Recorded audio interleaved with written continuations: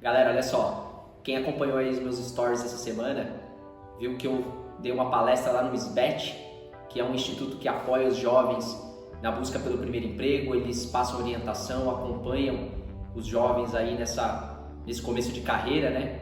E eles estavam fazendo essa semana a Semana da Educação Financeira e eu fui convidado para palestrar lá, falar sobre inteligência financeira, os principais cuidados aí com o primeiro emprego, né? Eles estão recebendo agora os primeiros salários e tal, para eles aprenderem aí a administrar o dinheiro deles. E aí eu fui lá e em um momento ali da palestra, né, eu abri para eles fazerem algumas perguntas. Muito interessante as perguntas que eles fizeram. Eu vou confessar que quando eu comecei, eu não tinha a menor noção de dinheiro e de opções de investimento e dessa dinâmica do dinheiro como eles apresentaram ter ali, né? Eu comecei a minha carreira num programa muito parecido com esse, através de uma outra instituição, e quem me dera se eu pudesse ter tido a oportunidade de ter esse debate lá quando eu estava começando, lá com meus 15, 16 anos, né? E aí eu separei aqui algumas das perguntas que eles fizeram e alguns debates que nós fizemos lá para passar para vocês. Eu acho que tem algumas perguntas aqui que são interessantes, de temas bem relevantes e que é legal a gente debater aqui, tá? Então eu separei aqui algumas perguntas. Olha que interessante, a primeira pergunta que me fizeram lá, né? O que eu achava sobre investir em Bitcoin. Então o que eu respondi lá para eles, né? E qual que é a minha opinião? Eu vejo o Bitcoin e qualquer criptomoeda, né, como uma forma de pagamento, né, que vai ser uma realidade, pode ser até já acontecendo isso hoje, mas no futuro vai ser uma realidade, vai ser uma forma de pagamento para substituir aí, sei lá, cartão de crédito ou dinheiro em espécie, né? Mas eu não vejo o Bitcoin como uma forma de investimento. Eu não invisto em Bitcoin, não tenho a menor intenção de investir em Bitcoin, apesar de que tem muita gente aí que está falando que vai se valorizar, que, sei lá, qualquer coisa do tipo, mas eu não vejo o Bitcoin e nenhuma criptomoeda como uma opção válida de investimento para vocês, tá bom? E aí, muito puxando o gancho dessa resposta que eu dei, né? Me perguntaram por que eu não vejo o Bitcoin como uma opção de investimento. E aí é muito simples, né? Eu já devo ter falado sobre isso em alguma live que vocês assistiram, não sei. Mas basicamente, o que eu vejo, né? Como é que você ganha dinheiro investindo, né?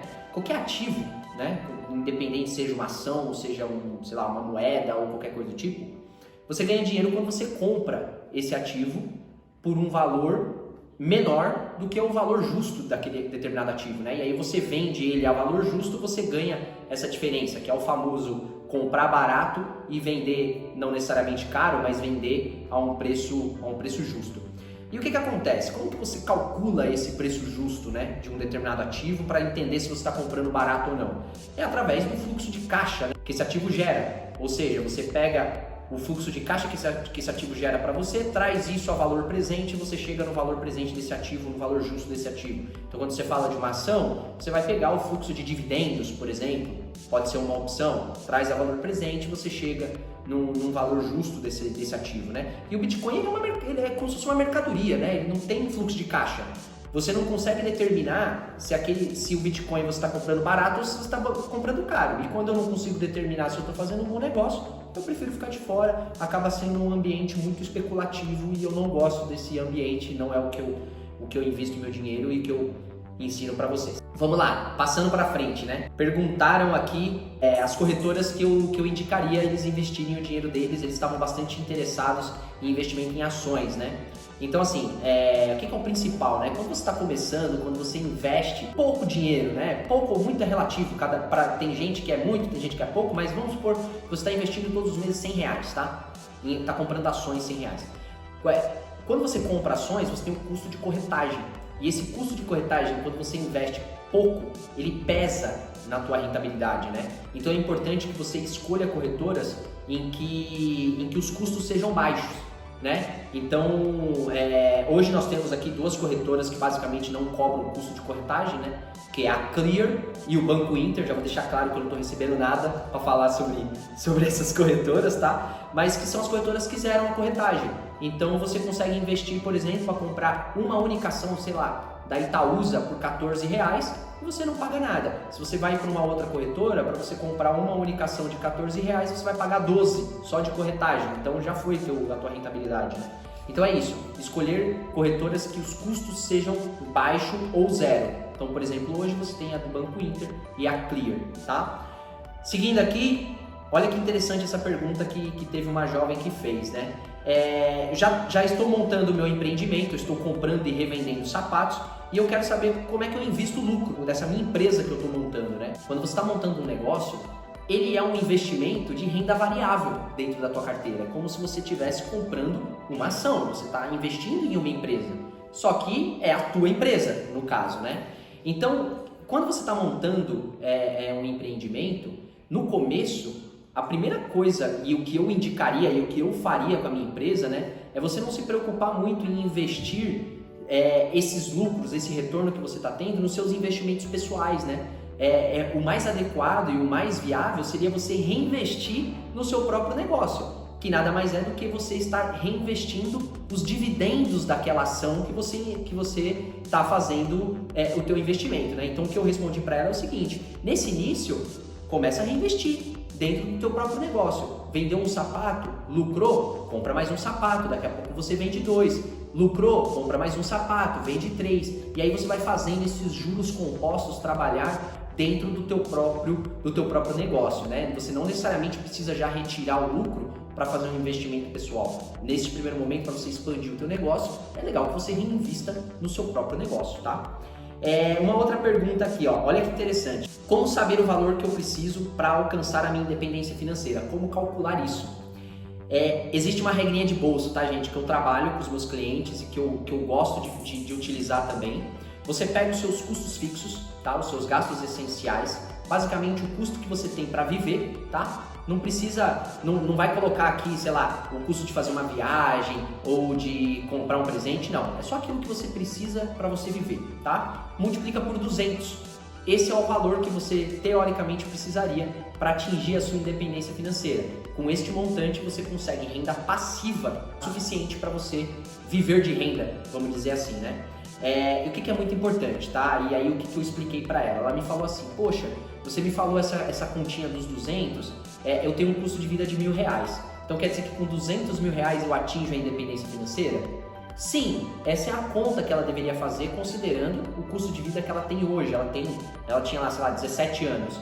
Mas o que é importante, né? Ela pensar que no futuro o custo de vida dela vai aumentar, porque ela vai precisar fazer uma faculdade, ela vai eventualmente começar a morar sozinha, hoje ela mora com os pais, então esse custo de vida dela com o tempo ele vai aumentar, então ela tem que colocar isso na conta. Então quando ela estabilizar aquele custo de vida dela ali, quando ela tiver com uns 25, 26, 27 anos, aí sim ela faz a continha das 200 vezes o custo de vida e aí ela começa a pensar na independência financeira dela. Vamos lá. Fizeram uma pergunta para mim se valia a pena ele já aderir a um financiamento imobiliário, porque ele é jovem, então ele poderia fazer um financiamento um prazo longo. Quando ele chegasse lá nos 30, 35 anos, ele já teria uma casa comprada, né? Então qual que é a orientação que eu falo, que eu fiz para ele e que eu faço para vocês também? Saindo um pouquinho da polêmica se vale a pena você comprar financiado, se vale a pena você alugar e etc, tá?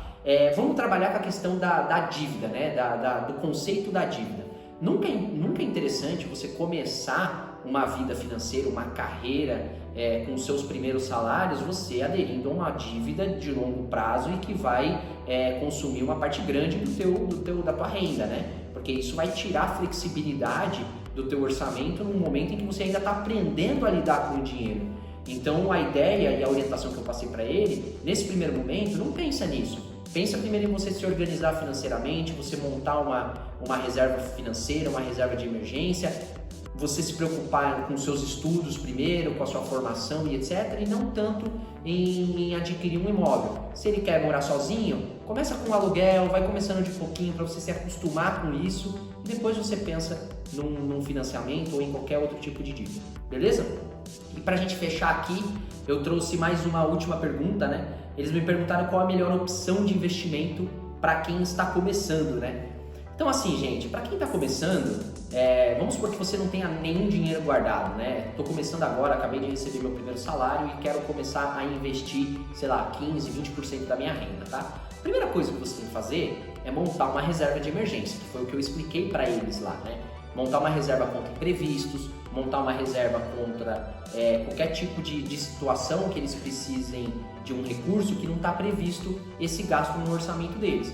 Então assim, enquanto você está montando a sua reserva de emergência, o produto, o investimento mais adequado para isso é o Tesouro Selic, né? O Tesouro Selic é um fundo de investimento que replica o Tesouro Selic. Hoje a gente tem um fundo do BTG Pactual que inclusive rende mais do que o Tesouro Selic hoje, né? Porque ele não cobra lá a taxinha de custódia.